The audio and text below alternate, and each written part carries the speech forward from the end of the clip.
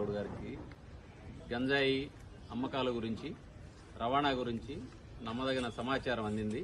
Total 10 కేజీల గంజాయి, అదేవిధంగా వాళ్ళ వద్ద ఒక 4,000 రూపాయల డబ్బులు, ఒక స్కూటర్ సీజ్ చేయడం జరిగింది.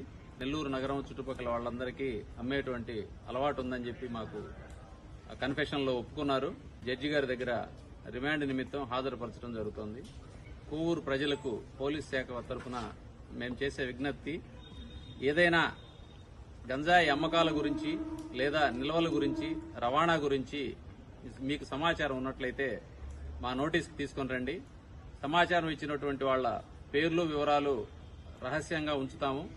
అదేవిధంగా పట్టుబడిన గంజాయి క్వాంటిటీని బట్టి వారికి ప్రభుత్వం తరపు నుంచి కూడా మంచి రివార్డు ఇచ్చేదానికి